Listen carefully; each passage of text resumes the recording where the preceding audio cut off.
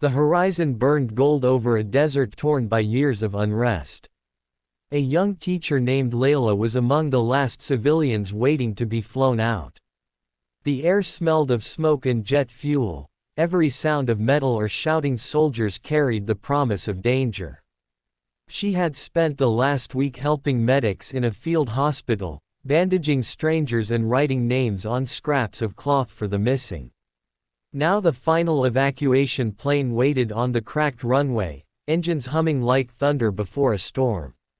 Inside, wounded men filled the narrow seats, faces pale, eyes glassy, uniforms shredded by dust and fire.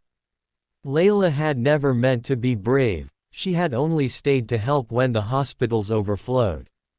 Yet fate had written her name into a chapter she could not escape. As the plane lifted from the ground, the sound of the city faded below, explosions distant, like echoes from another world. Layla sat between two stretchers, her hands trembling over a soldier whose breathing came in shallow bursts. His name, she later learned, was Arif, a communications officer who had stayed behind to repair a signal tower so the last convoy could leave.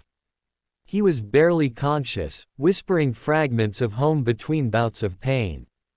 She wiped dust from his face with a damp cloth, whispering prayers she half remembered from childhood.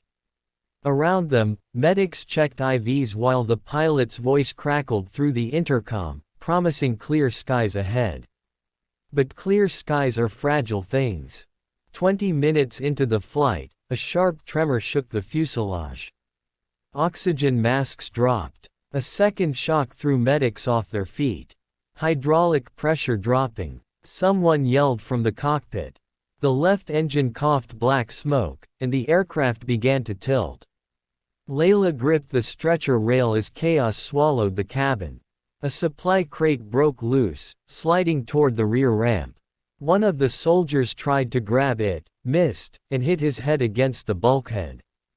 The smell of fuel filled the air. Panic rose like floodwater. Through the noise, Layla heard Arif moan, then stop breathing. His chest stilled, eyes rolled back. A medic tried to reach him but slipped on the shaking floor.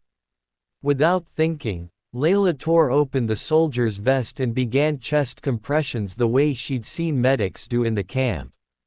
Her hands shook, pressing rhythmically as the plane lurched downward.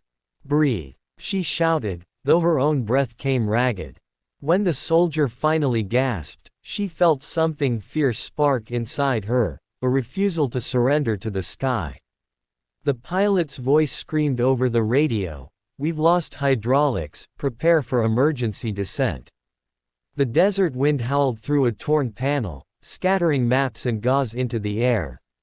Layla braced herself over Arif's body, shielding his head with her arms. The plane dipped violently, then leveled just above the dunes. Silence followed, broken only by the whine of a failing engine. Smoke seeped through the cabin. The co-pilot staggered out of the cockpit, blood trickling from his brow. "Fire near the wing," he shouted. Layla saw flames licking through the window seams. The medics were out of extinguishers. The crew needed someone to crawl through the narrow maintenance hatch near the wing joint, small enough for a single person. Everyone looked at one another, no one moved. Layla stepped forward before fear could stop her.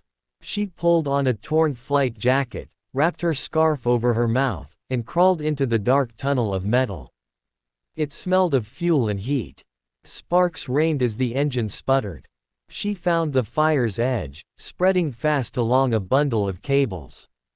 With trembling hands she grabbed a thermal blanket, pressed it over the flames, and kicked a lever that cut the fuel flow. The smoke seared her lungs, but the fire dimmed to embers. When she crawled back out, her arms were blistered, her eyes streaming, but the plane was steadying. The pilot yelled, "We're heading for the coastal airstrip, 20 minutes. Relief swept the cabin like cool air after a storm. Layla slumped beside Arif, whose hand found hers weakly. "You saved us," he murmured. She shook her head. "Not yet," she whispered. For outside, Night was rising, and storms gather fast in the desert. As lightning flashed over the dunes, turbulence tossed the aircraft once more. The wounded cried out. The pilot's instruments flickered. A surge of wind slammed the fuselage, cracking a side panel. The plane began to depressurize. Air roared, the lights dimmed. Layla clung to a railing, her scarf whipping away. She saw the sky through a jagged hole, endless, merciless. Then the soldier's stretcher slid toward the opening. She lunged, catching the strap with both hands.